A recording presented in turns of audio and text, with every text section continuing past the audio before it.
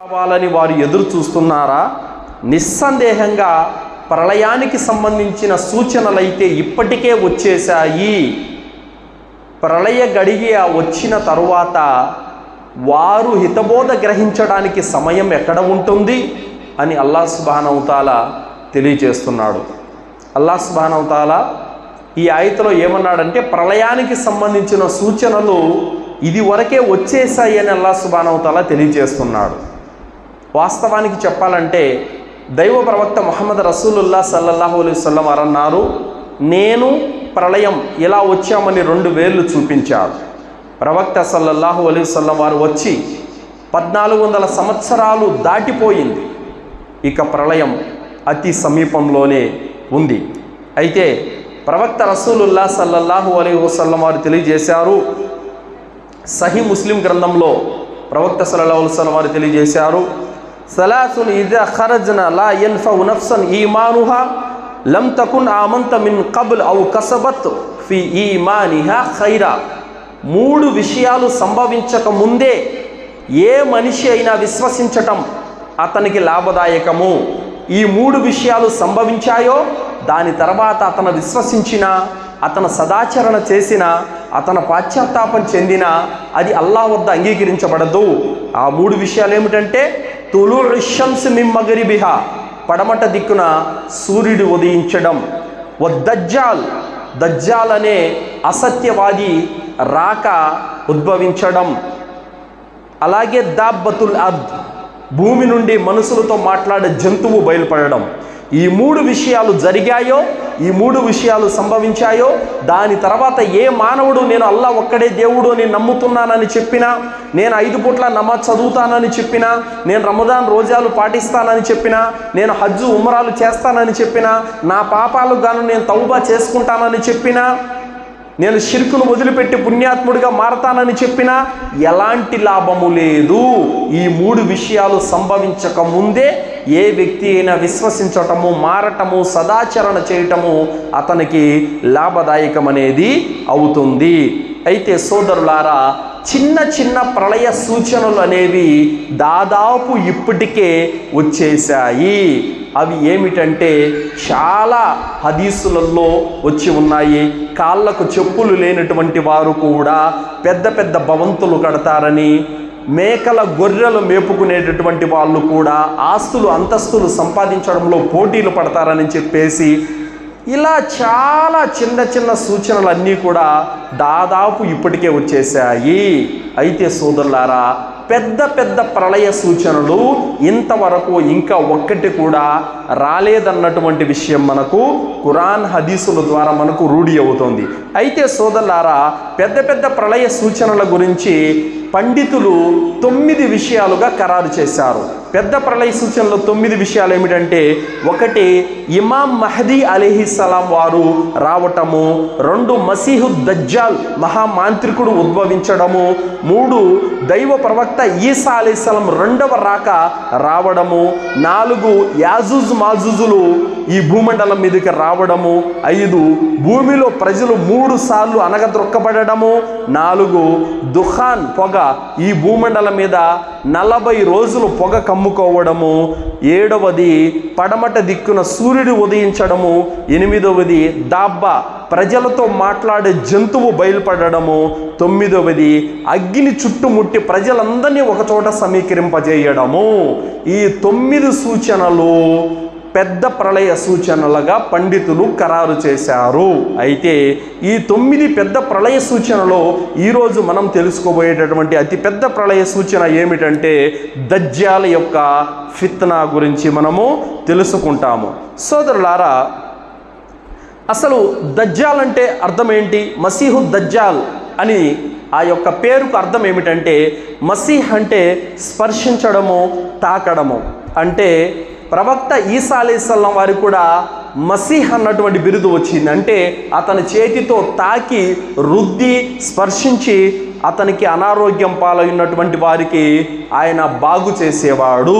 అదేవిధంగా మసీహు దజ్జాల్ కూడా ఎంతోమందిని తాకి స్పర్శించి బాగలేని వారికి బాగు చేసి తన వైపునకు తిప్పుకోవటము లాక్కోవటము చేస్తాడు. కాబట్టి అందుకు అతనికి కూడా మసీహ్ అన్నటువంటి పేరు ఇవ్వడం జరిగింది. అలాగే దజ్జాల్ అన్నటువంటి పేరుకు అర్థం ఏమిటంటే ఒంటి కన్ను గలవాడు, దోషం కలిగిన వాడు, మోసపుచ్చేవాడు, అసత్య ప్రచారి, అబద్ధాల కోరు అన్నటువంటి అర్థము వస్తుంది దజ్జాల్ అన్నటువంటి పేరుకు. అలాగే ఈ దజ్జాల్ రూపురేఖలు ఏ విధంగా ఉంటాయంటే సోదరులారా, అతనికి ఒకే ఒక కన్ను ఉంటుంది. ఆ కన్ను పైకి ఉబికి వచ్చిన ద్రాక్ష పండులాగా ఉంటుంది. ఆ కన్ను కూడా నుదుటు మధ్యలో ఉంటుంది, అది వ్రేలాడుతూ ఉంటుందని చెప్పడం జరిగింది. అలాగే వాడు చాలా పొట్టిగా ఉంటాడు, దొడ్డి కాళ్ళ వ్యక్తి. అతని 2 కాళ్ళ మధ్యన వెడల్పు చాలా ఎక్కువగా ఉంటుంది. శరవేగంగా అడుగులు వేస్తూ నడుస్తూ ఉంటాడు, దూరంగా అడుగులు వేసి నడుస్తూ ఉంటాడని చెప్పారు. అలాగే అతని నుదుటి పైన కఫరా అన్నటువంటి అక్షరాలు రాయబడి ఉంటాయి. కాఫిర్ అంటే అసత్యవాది, తిరస్కారి అని అక్షరాలు రాయబడి ఉంటాయి. ఆ అక్షరాలను చదువు వచ్చిన వారు, చదువు రాని వారు అందరూ కూడా చదువుతారని ప్రవక్త ముహమ్మద్ రసూలుల్లా సల్లల్లాహు అలైహి వసల్లం వారు అతని గురించి చెప్పడం జరిగింది సోదరులారా. అలాగే దజ్జాలు వచ్చి ఏమి ప్రకటన చేస్తాడంటే సోదరులారా, నేనే దేవుడిని, నేనే దైవాన్ని, నేనే ప్రభువును, నేనే మీ స్వామిని, నన్ను నమ్మండి, నన్ను విశ్వసించండి, కావాలంటే చూడండి, నా వద్ద అసాధారణమైనటువంటి శక్తులు ఉన్నాయి అని ప్రజల్ని నమ్మిస్తాడు. తనను దైవంగా నమ్మాలని, విశ్వసించాలని ప్రజలను పిలిపిస్తూ తిరుగుతూ ఉంటాడు. అలాగే తాను దైవాన్ని అని నమ్మించడానికి లేనిపోని మాయలు, మంత్రాలు, కనికట్టులు ఇవన్నీ చేసి ప్రజలను తమ వైపునకు తిప్పుకుంటూ భూమండలం పైన సంచరిస్తూ ఉంటాడు. అతని యొక్క అసాధారణమైనటువంటి శక్తులు చూసి, మహిమలు చూసి ఎందరో ముస్లిములు కూడా మార్గభ్రష్టులైపోతారు. అతను విశ్వాసులకి అవిశ్వాసులకి ఒక పెద్ద ఫిత్నాగా మారిపోతాడు. అయోమయ స్థితిలో ఉండిపోతారు. దేవుడా కాడా, ఇతను సత్యవాదా అసత్యవాదా, ఇతను ఏం చేస్తున్నాడు, అసలు ఇతను నమ్మాలా లేదా ఏంటన్నటువంటి అయోమయ స్థితిలో ప్రజలు ఉండిపోతారు. అలాగే దజ్జాల్ గురించి ప్రవక్త ముహమ్మద్ రసూలుల్లా సల్లల్లాహు అలైహి వసల్లం వారు చాలా గట్టిగా చెప్పి ఉన్నారు.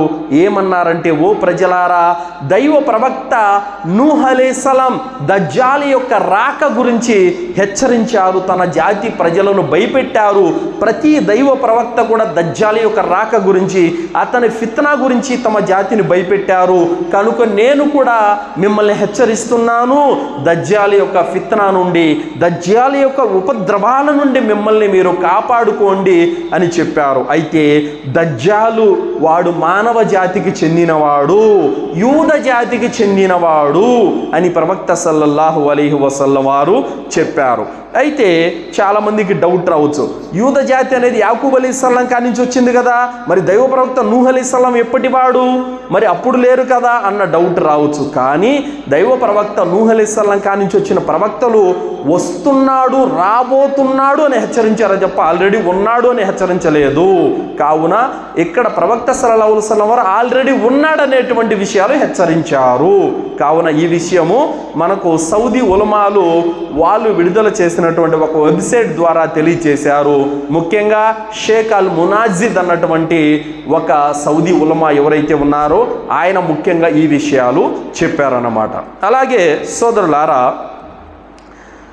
దజ్జాల్ గురించి ప్రవక్త సల్లల్లాహు అలైహి వసల్లం వారు అతను ఎలా ఉంటాడు, అతను రూపురేఖలేంటి, అతను చేసే పనులేంటి, అతను వచ్చి ఎలాంటి ఉపద్రవాలు రేకెత్తిస్తాడు, అతను ఎక్కడ బయలుపడతాడు, టోటల్ మొత్తం అన్ని విషయాలు ప్రవక్త సల్లల్లాహు అలైహి వసల్లం వారు జాతికి చెప్పి ఉన్నారు, హెచ్చరించి ఉన్నారు. అయితే వాస్తవానికి దజ్జాల్ని చూసి మాట్లాడి వచ్చిన వాళ్ళు కూడా కొందరు ఉన్నారు. వాళ్ళు ఎవరంటే సోదరులారా, సహీ ముస్లిం 2942వ హదీసులో ఫాతిమా బింతే కైస్ రదియల్లాహు అన్హా ఉల్లేఖిస్తున్నారు. ఈమె ఒక స్త్రీ. అయితే ఏం జరిగిందంటే, మదీనాలో జుహర్ నమాజు జరిగిపోయింది. ప్రవక్త సల్లల్లాహు అలైహి వసల్లం వారు విశ్రాంతి తీసుకునేటువంటి సమయం. ఆ సమయంలో ప్రవక్త సల్లల్లాహు అలైహి వసల్లం అదరా బదరా మస్జిద్ నబవీకి పరుగున వచ్చారు. బిలాల్కు ఆదేశించారు, బిలాల్ నువ్వు అజాన్ ఇవ్వని చెప్పారు. అప్పుడు బిలాల్ రదియల్లాహు అన్హు వారు అన్నారు, అస్సలాతు జామియా అని చెప్పేసి అందరిని పిలిపించారు. ఎందుకంటే ఈ ప్రకటన వచ్చిందంటే ఏదో ఒక పెద్ద సమాచారము మనకు పిలవడం జరిగిందన్నటువంటి యొక్క అర్థమైపోతుంది వాళ్ళకి. ఆ విధంగా మదీనాలో ఉన్నటువంటి ప్రజలందరూ కూడా హుటాహుటిన మస్జిదే నబవీకి వచ్చి చేరుకున్నారు. చేరుకున్న తర్వాత ప్రవక్త సల్లల్లాహు అలైహి వసల్లం వారు మెంబర్ మీద కూర్చొని నవ్వారు. నేను మిమ్మల్ని అందరినీ ఎందుకు పిలిపించానో తెలుసా? ఏ దజ్జాల్ గురించి అయితే నేను ఇంతకాలం మిమ్మల్ని హెచ్చరించాను, ఏ దజ్జాలయ గురించి అయితే నేను మీకు అనేక విషయాలు చెప్పాను, ఆ దజ్జాల్ను చూసిన వాళ్ళు ఇప్పుడు మస్జిద్ నబవీకి వచ్చారు. వారి నోట గుండా దజ్జాల్ గురించి మీకు వినిపించాలని మిమ్మల్ని అందరినీ పిలిపించాను అని చెప్పి, అప్పుడు తమీమ దారి అన్నటువంటి ఒక సహాబీ ఉండేవారు. ఆయన్ను పురమాయించారు. తమీం, నువ్వేం చూసావో, నువ్వేం విన్నావో అదంతా ప్రజలకు చెప్పు అని చెప్పేసి ప్రవక్త సల్లల్లాహు అలైహి వసల్లం వారు అన్నారు. తమీమ దారి ఈయన ఒక క్రైస్తవుడు. అయితే వీరు అరేబియా ద్వీప కల్పం నుండి వ్యాపార నిమిత్తము ఒక బోట్లో 30 మంది ప్రజలు బయలుదేరారు. ఆ బయలుదేరి దారి మధ్యలో వస్తూ ఉండగా సముద్రం ఒక్కసారి ఉగ్ర రూపం దాల్చింది. సముద్రం అల్లకల్లోలమైపోయింది. ఆ అలల తాకిడికి తట్టుకోలేక చిగురుటాకు వలె పడవ వణికిపోయింది. ఆ అలలు ఉవ్వెత్తున ఉగిసిపడుతున్నటువంటి ఆ అలలు ఆ పడవను ప్రయాణం సాఫీగా సాగనివ్వలేదు. ఆ అలల తాకిడికి తట్టుకోలేక పడవ అలా వెళుతూ ఒక భయానకమైనటువంటి ఒక దీవి వద్దకు తీసుకువెళ్ళిపోయింది. అక్కడికి వెళ్ళిన తర్వాత వారికి అర్థం కాలేదు, మేము ఎక్కడికి వచ్చాం, ఎంత దూరాన వచ్చాం, అసలు ఏంటి పరిస్థితి అని వాళ్ళు భయాందోళనకు గురైపోయారు. ఆ సమయంలో అప్పుడు ఒక జంతువు, నల్లటి ఆకారం కలిగినటువంటి ఒక జంతువు, పూర్తి శరీరం అంతా కూడా వెంట్రుకలు వేలాడుతూ ఉన్నాయి.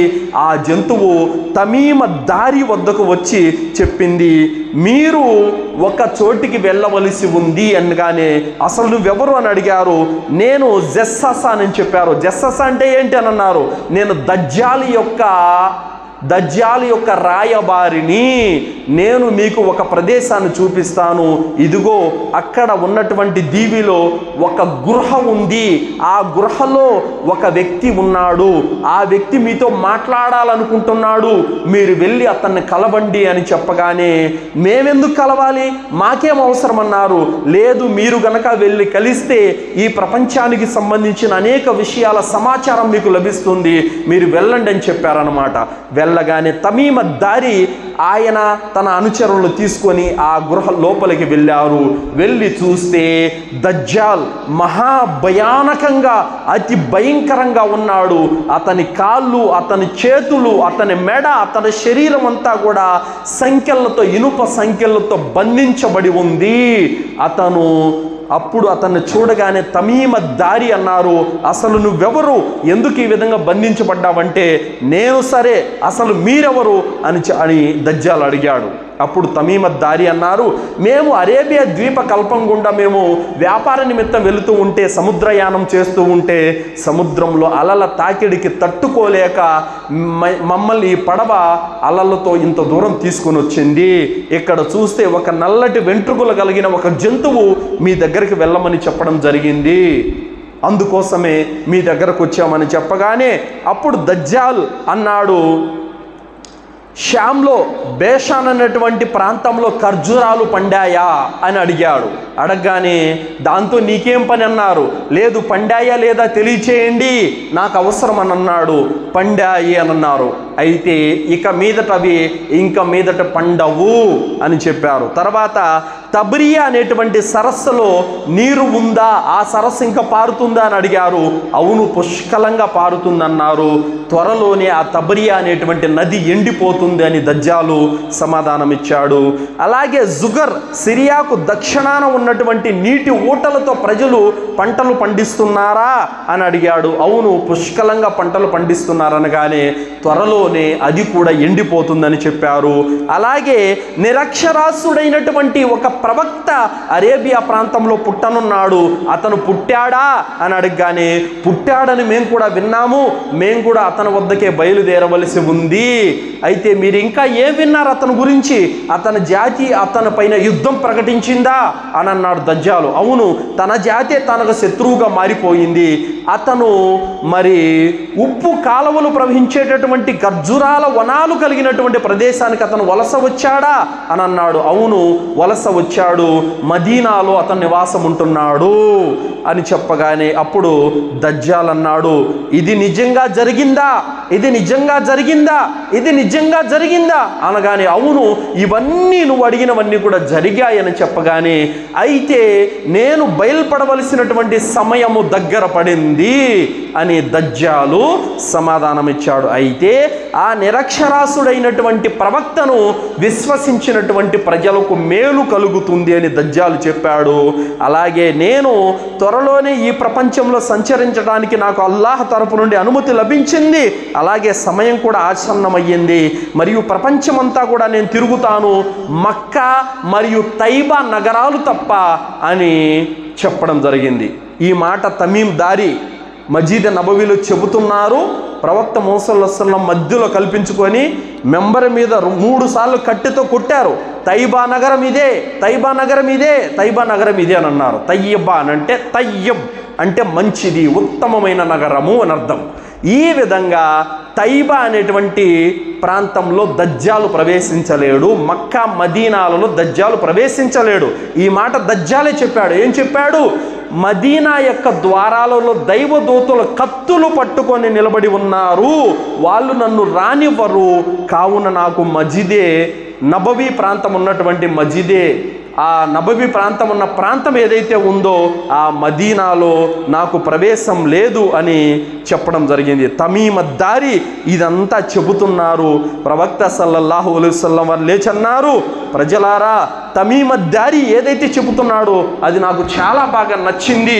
నేను ఏ దజ్జాల్ గురించి అయితే చెప్పానో ఆ దజ్జాల్ను తమీమ్ దారి చూసి వచ్చాడు. నేను ఏ దజ్జాల్ గురించి అయితే మిమ్మల్ని హెచ్చరిస్తున్నానో ఆ దజ్జాల్తోనే తమీమ్ దారి మాట్లాడి వచ్చాడు. కావున నేను చెప్పినది సత్యం. కావున మీరు ప్రజలారా మీరందరూ కూడా దజ్జాల్ యొక్క రాకను విశ్వసించండి అని ప్రవక్త సల్లల్లాహు అలైహి వసల్లం వారు చెప్పారు. అలాగే సిరియన్ సముద్రము, యమన్ సముద్రము మధ్య భాగంలో ఉన్న తూర్పు దిక్కున వాడు ఉంటాడు అని చెప్పి ముహమ్మద్ సల్లల్లాహు అలైహి వసల్లం వారు ఏలు చూపించారు తూర్పు వైపునకు. తమీమ్ దారి చూసి వచ్చింది కూడా తూర్పు వైపు ఉన్నటువంటి ఒక దీవిలో చూసి వచ్చారు. సోదరులారా అలాగే ఈరోజు కూడా ఎంతోమంది ఇజ్రాయిల్ ప్రజలు ప్రపంచ దేశాలన్నింటిలోకల్లా ఆధిక్యత సంపాదించడానికి, వాళ్ళ దగ్గర టెక్నాలజీ అభివృద్ధి కావడానికి, ప్రపంచం కూడా కనిపెట్టలేనటువంటి రహస్యాలను వాళ్ళ చేతుల్లో గుప్పెట్లో పెట్టుకొని ఉన్నారు. ఇదంతా దజ్జాల్ యొక్క సహకారంతోనే వాళ్ళు చేస్తున్నారు. సోదరులారా, ఈ దజ్జాల్ యొక్క గ్రూప్ అనేది ఇజ్రాయిల్లో ఉంది. అయితే ప్రపంచంలో ఎవరైనా సరే అభివృద్ధి కావాలన్నా ఒకడు రెస్టారెంట్ పెట్టుకుంటాడు, ఆ రెస్టారెంట్ కోట్లలో లాభాల్లో నడవాలి. ఒకటి కాంటాక్ట్ తీసుకుంటాడు, ఆ కాంటాక్ట్ కోట్లలో లాభాలు రావాలి. అలాగే ఇంకా రకరకాల అవసరాల కొరకు ఇజ్రాయెల్ వెళ్తూ ఉంటారు. ఒకడు పిఎం కావాలి, ఒకడు సీఎం కావాలి, అధికారం చేపట్టాలి, ఒకటి కంపెనీ పెడతాడు, డెవలప్ కావాలి. ఈ అన్ని మషూరాల కోసం వాళ్ళు ఇజ్రాయెల్ వెళ్ళిపోయి అక్కడ ఒక టీం ఉంది, ఆ టీంతో వీళ్ళు మషూరా చేస్తారు. ఒక్క మషూరా వాళ్ళు ఇచ్చారంటే 1000 కోట్ల డబ్బులు వాళ్ళకి కట్టవలసి ఉంటుంది. అలా కట్టిన తర్వాత వాళ్ళు మషూరా ఇచ్చి మెటీరియల్ కూడా వాళ్ళే ఇచ్చేస్తారు. అందుకోసమే ఈరోజు ఇజ్రాయెల్ వెపన్స్ ఏవైతే కనిపెట్టిందో ఏ ప్రపంచ దేశం కూడా ఇంతవరకు కనిపెట్టలేకపోతుంది. అదేవిధంగా ఫుడ్స్ ఏవైతే ఇప్పుడు పెప్సీ, కోకోకోలా ఉన్నాయో, ఏ మనిషికి రవ్వంతా కూడా అవసరం లేదు. అవి లేకపోతే మనిషి చాలా హ్యాపీగా బతకగలడు. అయినప్పుడు కూడా రవ్వంత లాభం లేని వాటి ద్వారా వాళ్ళు కోట్ల డబ్బులు సంపాదిస్తున్నారు. వాళ్ళ దగ్గర కావలసినటువంటి సమాచారం ఎక్కడి నుంచి వస్తుందంటే దజ్జాల ద్వారా వాళ్ళు పొందుతున్నారు. దజ్జాలతో వాళ్లకు సంబంధాలు ఉన్నాయి. అందుకోసమే దజ్జాలు భూమిపైన బయలుపడగానే మొట్టమొదటగా అందరికంటే ముందు విశ్వసించేది యూదులే. మనము ప్రవక్త ఈసా అలైహిస్సలాం కోసం ఎదురు చూస్తున్నాం, ఆయన ఎప్పుడు వస్తారని ఎదురు చూస్తున్నాం. కానీ యూదులు మాత్రము దజ్జాల్ రాక కోసం ఎదురు చూస్తున్నారు. ఈ విధంగా దజ్జాలు వస్తే మాకు అధికారం వస్తుంది, ప్రపంచం మీద ఆధిక్యత లభిస్తుంది, మేము పట్టిందల్లా బంగారం అయిపోతుంది అన్నటువంటి యొక్క ఆశలలో వారు తేలియాడుతున్నారు. కానీ అల్లాహ్ సుబ్హానహు వ తఆలా ఈ ప్రపంచంలో తుచ్చమైనటువంటి సంపదనైతే వాళ్ళకి ఇస్తాడు. కానీ ఈసా అలైహిస్సలాం వచ్చిన తర్వాత అసలు యొక్క అవమానం అప్పుడు ఉంటుంది వాళ్ళకి. రేపు ఖయామతు రోజున అందరికంటే, ప్రపంచ మానవులందరికంటే కూడా అతి ఎక్కువగా అవమానంతో నష్టపోయేది కూడా యూదులే. కావున సోదరులారా, ప్రవక్త సల్లల్లాహు అలైహి వసల్లం వారు దజ్జాల గురించి ఏ విషయాలనైతే చెప్పారో ఆ విషయాలను మనం తప్పనిసరిగా విశ్వసించాలి. అలాగే దజ్జాలు బయలుపడేటువంటి ప్రదేశము ఏమిటంటే సోదరులారా, అహ్మద్ ఫతహుల్ బారీ యొక్క హదీసు గ్రంథంలో అనస్ బిన్ మాలిక్ రదియల్లాహు అన్హు వారు యొక్క ఉల్లేఖనం, ప్రవక్త సల్లల్లాహు అలైహి వసల్లం వారు చెప్పారు, యహూదియా అస్బహాన్ అన్నటువంటి ఒక ప్రాంతంలో వాడు, ఇరాన్ దేశంలో ఆ ప్రాంతం ఉంది, అక్కడ నుంచి వాడు బయలుపడతాడు. అక్కడ నుంచి వాడి యొక్క పనులను ప్రారంభిస్తాడు. వాడు మొట్టమొదటిగా యూద జాతి వద్దకు వెళతాడు. 70,000 మంది యూదులు వానిని విశ్వసిస్తారు. ఏమని విశ్వసిస్తారు? వాణ్ణి దైవంగా నమ్ముతారు, వాణ్ణి తమ ప్రభువును చేసుకుంటారు. అలాగే వాడు 70,000 మందికి కిరీటాలు ధరింపజేస్తాడు. ఆ 70,000 మంది దజ్జాల యొక్క సైన్యంగా పనిచేస్తూ ఉంటారు. దజ్జాలు ఎక్కడికి వెళితే అక్కడికి ప్రపంచమంతా వాని వెనకాల తిరుగుతూ ఉంటారు ఈ 70,000 మంది యూదులు సోదరులారా. అలాగే మక్కా మదీనా ప్రాంతాలలో వాడు ప్రవేశించలేడని ప్రవక్త సల్లల్లాహు అలైహి వసల్లం వారు చెప్పారు. బుఖారీ, ముస్లిం, అనస్ బిన్ మాలిక్ రదియల్లాహు అన్హు యొక్క ఉల్లేఖనం, మదీనాలో భూకంపం వస్తుంది. భూకంపం వచ్చిన తర్వాత 3 కుదుపులు భూమి కుదిపేస్తుంది. ఆ 3 కుదుపులతో ఆ మదీనాలో ఉన్నటువంటి అవిశ్వాసులు, మునాఫికులందరూ కూడా సపరేట్ అయిపోతారు, మదీనా బయటకు వెళ్ళిపోతారు. అప్పుడు ఆ యొక్క మదీనా ప్రాంతంలో విశ్వాసులు మాత్రమే ఉంటారు, విశ్వాసులు మాత్రమే మిగిలి ఉంటారు. అప్పుడు దజ్జాల్ అనేవాడు మదీనా ప్రాంతంలోకి ప్రవేశించడానికి ప్రయత్నం చేస్తాడు. కానీ అప్పటికే మదీనా నగరానికి 7 ద్వారాలు ఉంటాయి. ఒక్కొక్క ద్వారం దగ్గర 2 దైవదూతలు కత్తులు, ఖడ్గాలు చేత పట్టుకొని ఉంటారు. వాడిని మదీనా యొక్క ప్రాంతంలో ఎంటర్ కూడా కానివ్వరు దైవదూతలు అని ప్రవక్త సల్లల్లాహు అలైహి వసల్లం వారు తెలియజేశారు సోదరులారా. అలాగే దజ్జాల యొక్క మంత్రజాలాలు, అసాధారణ శక్తులు ఎలా ఉంటాయంటే సోదరులారా, హుజైఫా బిన్ యమన్ రదియల్లాహు అన్హు వారు తెలియజేస్తున్నారు, ముస్లిం గ్రంథంలో వచ్చినటువంటి హదీసు, వాడి వద్ద ప్రవహించే 2 నదులు ఉంటాయి. ఆ 2 నదులు, ఒకటి పాల కంటే తెల్లగా ఉంటుంది, మరొకటేమో రక్తము వలె మసలగాగుతూ ఉంటుంది ఎర్రగా.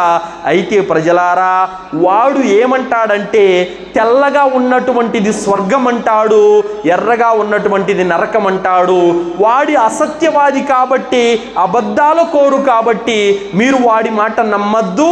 ఎర్రగా ఉన్నటువంటి అగ్గివలే మండుతున్న దానిలోనే మీరు దూకండి, ఆ నీళ్ళే తీసుకొని మీరు తాగండి, ఎందుకంటే అదే చల్లగా ఉంటుంది. తెల్లగా ఉన్నటువంటి నదిలో మీరు దూకద్దు, దాని నీళ్లు మీరు తాగద్దు, తాగారంటే మీరు మంటల్లో కలిసిపోతారు అని ప్రవక్త సల్లల్లాహు అలైహి వసల్లం వారు తెలియజేశారు సోదరులారా. అలాగే వాడి వెంట రొట్టెల యొక్క పర్వతాలు కూడా ఉంటాయి. ఆ విధంగా వాడు ఆహారాన్ని పంచుతూ కూడా ఎంతో మందిని మార్గభ్రష్టులను చేస్తాడని ప్రవక్త సల్లల్లాహు అలైహి వసల్లం వారు చెప్పారు. ముస్లిం గ్రంథంలో నవాస్ బిన్ సమాన్ రదియల్లాహు అన్హు వారు తెలియజేశారు, ప్రవక్త సల్లల్లాహు అలైహి వసల్లం వారు బోధిస్తున్నారు. సహాబాలు అడిగారు, అల్లాహ్ యొక్క ప్రవక్త, దజ్జాలు వచ్చి ఈ భూమండలంలో ఎన్ని సంవత్సరాలు ఉంటాడు అని అడిగారు. అందుకు ప్రవక్త సల్లల్లాహు అలైహి వసల్లం వారు అన్నారు, దజ్జాలు ఈ భూమండలం మీద 40 రోజులు సంచరిస్తాడు. మొదటి రోజు ఒక సంవత్సరంలా ఉంటుంది, రెండవ రోజు ఒక నెలలాగా ఉంటుంది, మూడవ రోజు ఒక వారంలాగా ఉంటుంది, మిగతా రోజులన్నీ సామాన్యమైన రోజుల మాదిరిగా ఉంటాయి అని ప్రవక్త సల్లల్లాహు అలైహి వసల్లం వారు తెలియజేశారు. అలాగే వాడి యొక్క వేగం ఎలా ఉంటుందంటే ఒక తుఫాను వలె వాడి యొక్క వేగం ఉంటుంది. అంత వేగంగా వాడు ప్రపంచాన్నంతా చుట్టుముట్టేస్తూ ఉంటాడు. అలాగే వాడు ఒక సమూహం, ఒక జాతి ప్రజల వద్దకు వెళతాడు. ఆ జాతి ప్రజల వద్దకు వెళ్ళి, ఓ ప్రజలారా, నేనే మీ దేవుణ్ణి, నేనే మీ స్వామిని, నన్ను నమ్మండి, నన్ను విశ్వసించండి అంటాడు. అప్పుడు ఆ జాతి ప్రజలు ఆ దజ్జాల్ని దేవుడిగా నమ్ముతారు. వాళ్ళు దేవుడిగా నమ్మారు కాబట్టి అప్పుడు దజ్జాల్ ఏం చేస్తాడు, ఆకాశాన్ని ఆదేశిస్తాడు, వర్షం కురుస్తుంది, భూమిలో రకరకాల పంటలు ఎప్పుడూ లేని విధంగా పంటలు పండుతాయి, పశువులు బాగా బలిసిపోయి పాలు ఇస్తూ ఉంటాయి. ఆ విధంగా సిరి సంపదలతో తూగుతూ ఉంటారు ఆ జాతి. ఎందుకు? వాడిని దేవుడిగా నమ్మారు కాబట్టి. అలాగే మరొక జాతి వద్దకు వెళతాడు. మరొక జాతి వద్దకు వెళ్ళి ఆ జాతి ప్రజలను అంటాడు, ఓ ప్రజలారా, నేను మీ స్వామిని, నేను మీ దేవుణ్ణి, మీ ప్రభువుని, నన్ను మీరు దైవంగా విశ్వసించండి, దేవుడిగా నమ్మండి అని చెబితే ఆ జాతి ప్రజలు, లేదు, నువ్వు మా దైవానివి కాదు, మేము నిన్ను నమ్మము, పో అని చెప్పేస్తారు. అప్పుడు దజ్జాలు ఆ జాతికి కరువు కాటకాలను ఇచ్చేస్తాడు. అక్కడ వర్షాలు పడవు, పంటలు పండవు, పశువులు బక్క చిక్కిపోతాయి, దరిద్రం అనేది తాండవిస్తూ ఉంటుంది. ఆ విధంగా ఉంటుంది సోదరులారా. ఎంత ఫిత్నానో చూడండి ఒక్కసారి.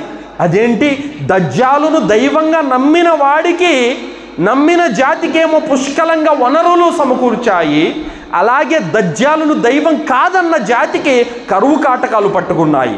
చూసేవారికి ఏమనిపించుద్ది, నమ్మేవారికి ఏమనిపించుద్ది, ఓహో వాడు నిజంగానే దేవుడు, అందుకోసమే ఆ జాతి, ఏ జాతి అయితే వాడిని దైవంగా నమ్మిందో ఆ జాతి బాగుంది, ఎవరైతే వాడిని నమ్మలేదో ఆ జాతి నాశనం అయిపోయింది, కాబట్టి వాడే దేవుడు అన్నటువంటి యొక్క ఆలోచన, నమ్మకము, ఆ విశ్వాసము ప్రజల్లో రావాలని వాడు ఈ విధమైనటువంటి కుయుక్తులు పన్నుతూ ఉంటాడు, ఈ విధమైనటువంటి మంత్రజాలాలు విసురుతూ ఉంటాడు.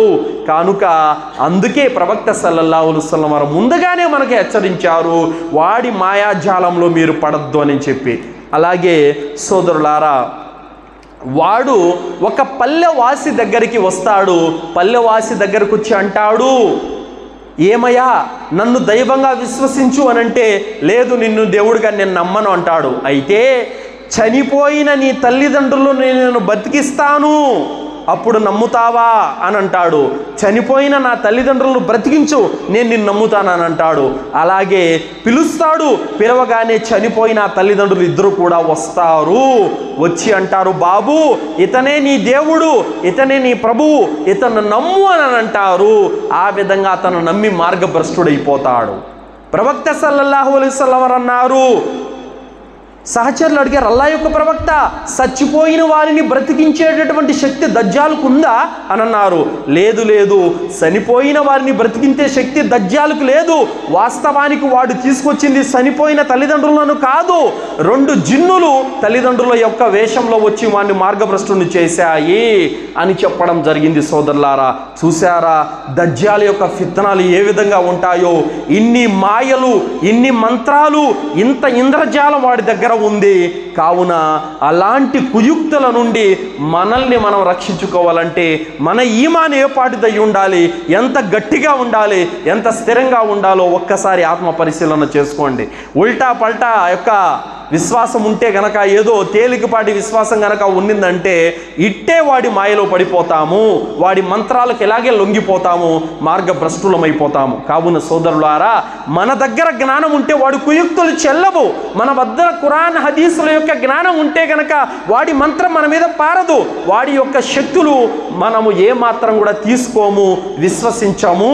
మన దగ్గరే జ్ఞానం లేకుండా అజ్ఞానుల వలె ఉంటే గనక వాడి మాయలకు మంత్రాలకు లొంగాల్సినటువంటి పరిస్థితి ఉంటుంది. అందుకోసమే జ్ఞానం ఉన్నటువంటి ఖురాన్ హదీసు జ్ఞానం ఉన్నటువంటి ఒక మహావీరుడు వద్దకు కూడా దజ్జాలు వస్తాడు.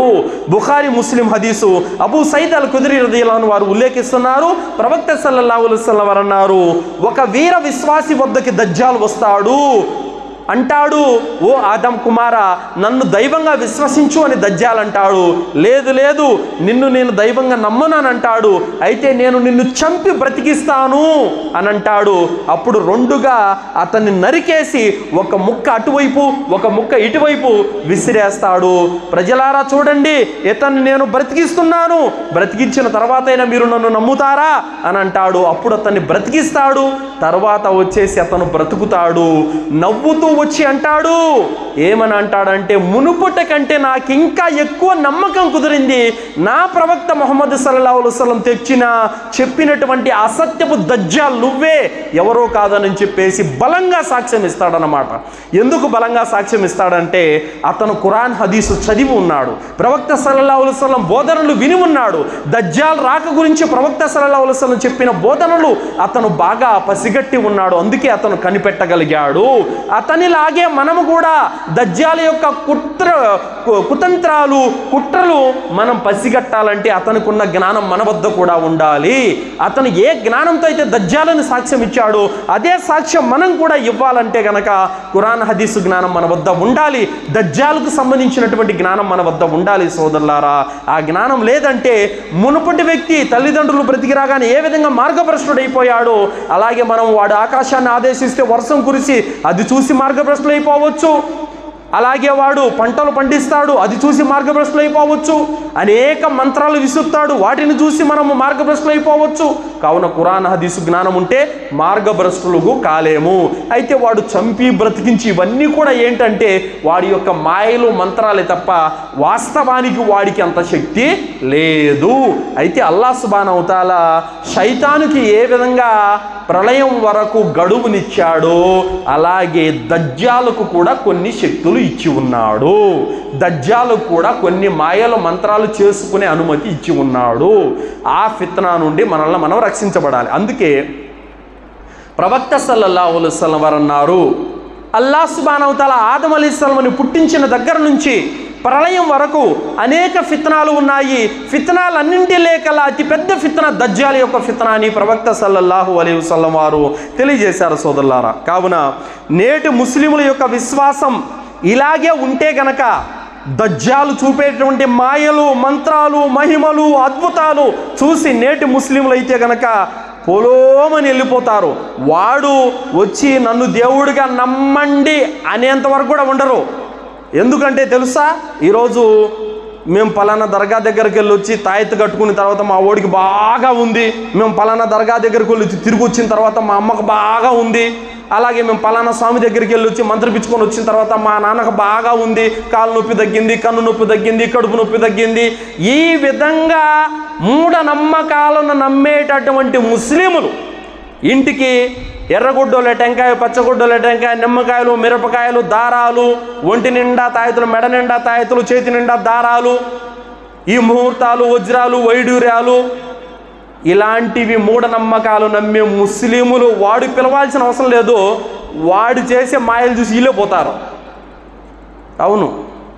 కావున ఇప్పుడున్నటువంటి ముస్లిముల మధ్యకు వాడే గనక వచ్చాడు అనుకో 99% ముస్లిముడు వాడు వెనకాల వెళ్ళిపోతారు, ఆగరు. ఎందుకంటే నేడు ముస్లిముల హృదయాల్లో ఖురాన్ హదీసు జ్ఞానం లేదు.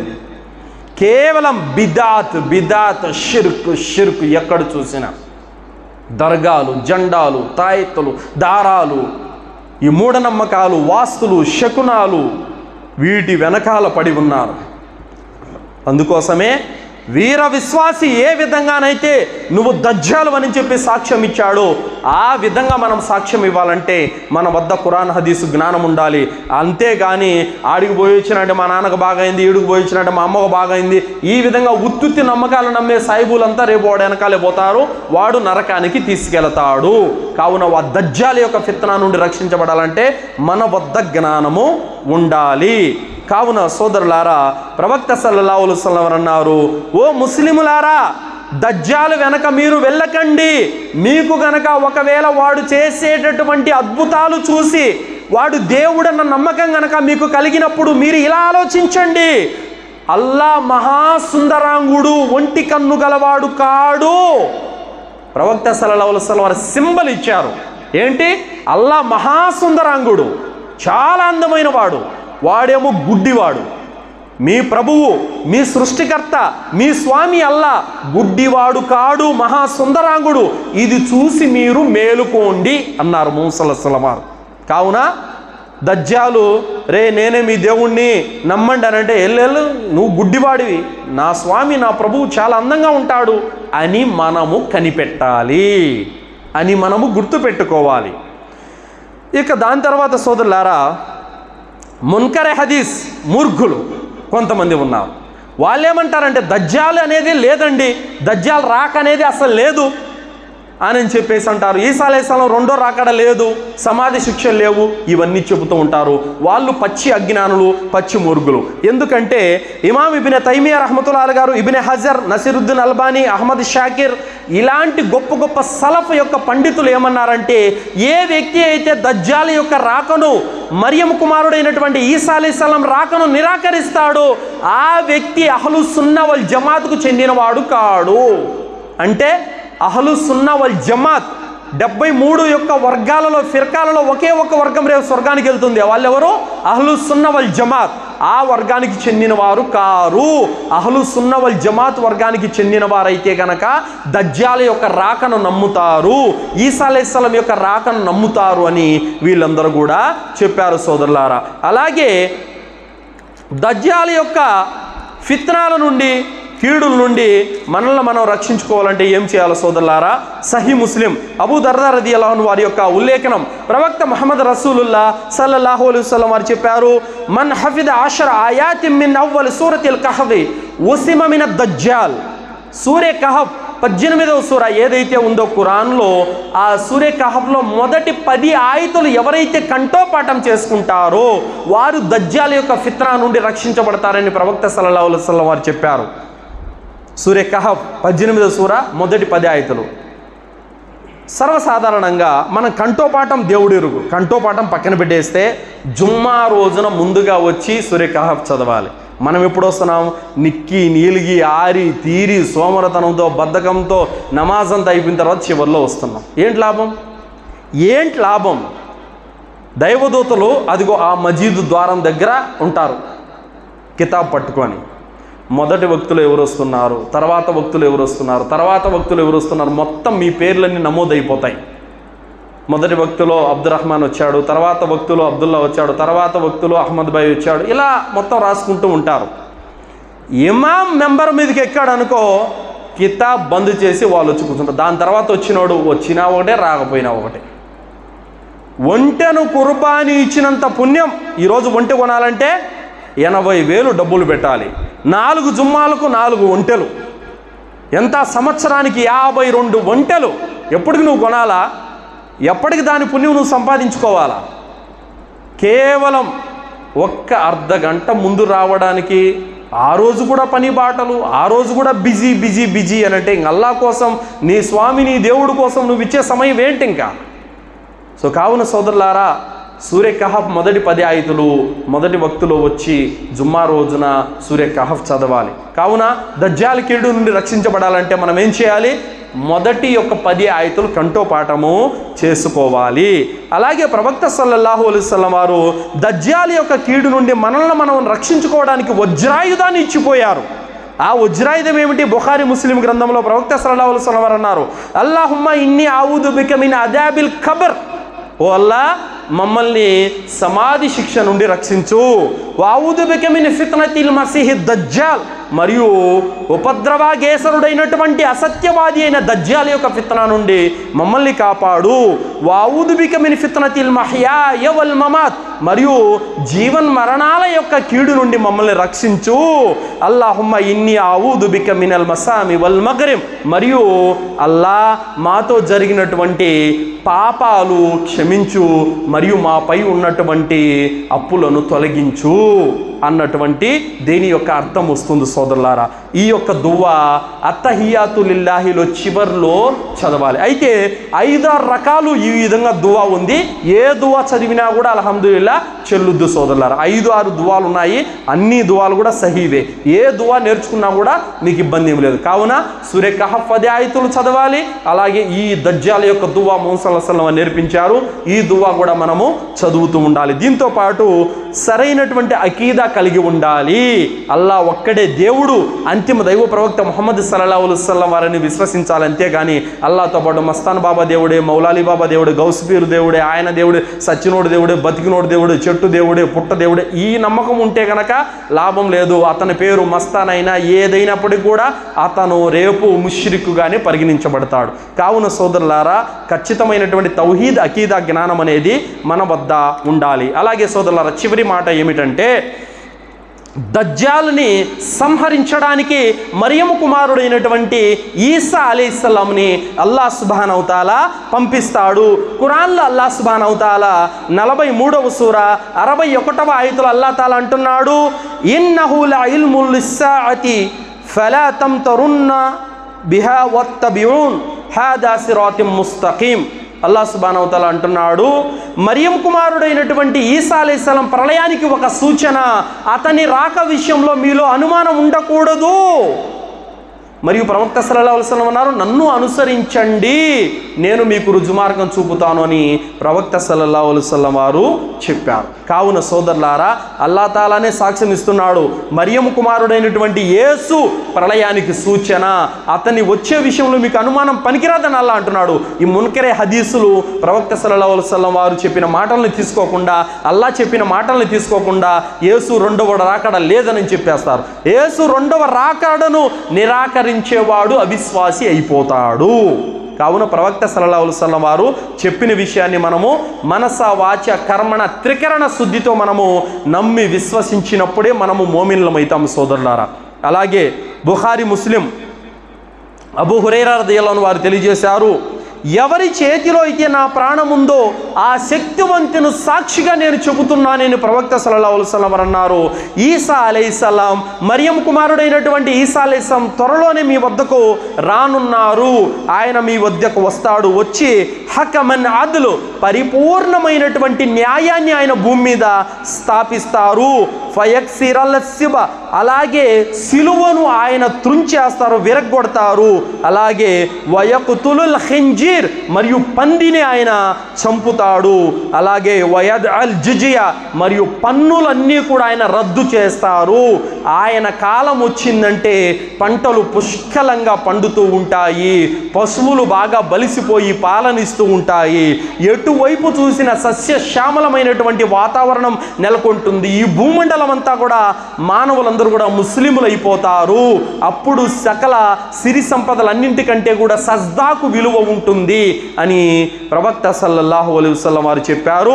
అలాగే ముస్లిం గ్రంథంలో అబ్దుల్లా బిన్ ఉమర్ రదియల్లాహు అన్హు వారి యొక్క ఉల్లేఖనం, ప్రవక్త సల్లల్లాహు అలైహి వసల్లం వారు అన్నారు, మసీహు దజ్జాల్ని ప్రవక్త ఈసా అలైహిస్సలాం వారు చంపుతారు.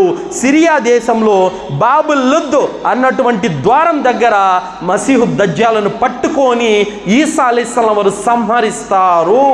దాని తర్వాత అతని వెంట ఉన్నటువంటి యూదులు చెట్టుకొకరు పుట్టకొకరు దాంకుంటారు. అప్పుడు తన వెనకాల ఉన్నటువంటి గోడ అంటుంది, ఓ ముస్లిం, నా వెనకాల ఒక యూదుడు దాంకొని ఉన్నాడు, రా చంపుదు అని గోడ పిలుస్తుంది. ఒక రాయి అంటుంది, ఓ ముస్లిం, నా వెనకాల యూదుడు దాంకొని ఉన్నాడు, రండి చంపండి అని అంటుంది. ఒక చెట్టు అంటుంది, ఓ ముస్లిం, నా వెనకాల యూదుడు దాంకొని ఉన్నాడు, రండి చంపండి అని అంటుంది. అయితే ఒక గర్కద్ అన్నటువంటి చెట్టు మాత్రము చెప్పదు, ఎందుకంటే అది యూదుల చెట్టు అని ప్రవక్త సల్లల్లాహు అలైహి వసల్లం వారు చెప్పారు. వారికి చూడండి ఎంత నమ్మకమో చూడండి. ఇప్పటికి కూడా గర్కద్ అనేటువంటి చెట్లను గవర్నమెంట్ అక్కడ ఇంకా పెంచుతూ ఉంది. ఇజ్రాయెల్ దేశంలో గర్కద్ అనేటువంటి చెట్లను ఇంకా పోషిస్తూ ఉంది. ఈ బాధ్యత గవర్నమెంట్ చూసుకునింది అన్నమాట. ఆ విధంగా యూదులు ఈ భూమండలం మీద తుడిచివేయబడతారు.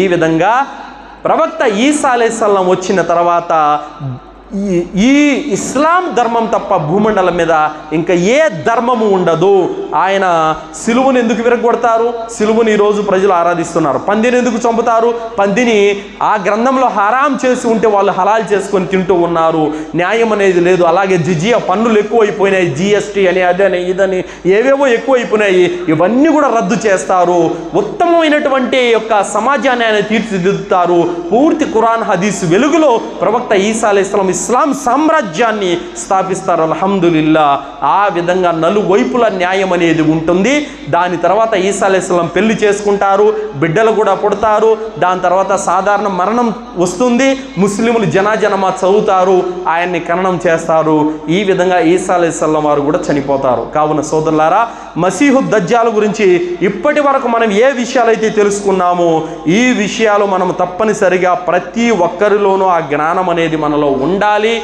ఆ జ్ఞానానికి సంబంధించినటువంటి సమాచారం మన వద్ద ఉండాలి. మరియు ఆ దజ్జాల్ యొక్క కీడు నుండి కూడా మనల్ని మనం రక్షించుకోవటానికి సాధన చేస్తూ ఉండాలి. ప్రవక్త చెప్పినటువంటి ఆ సూరే కహఫ్ ద్వారా, ఆ యొక్క దువా ద్వారా, అలాగే దానికి సంబంధించినటువంటి జ్ఞానం ద్వారా మనల్ని మనం అప్రమత్తం చేసుకుంటూ ఉండాలి. అల్లాహ్తో నేను దువా చేస్తూ ముగిస్తున్నాను.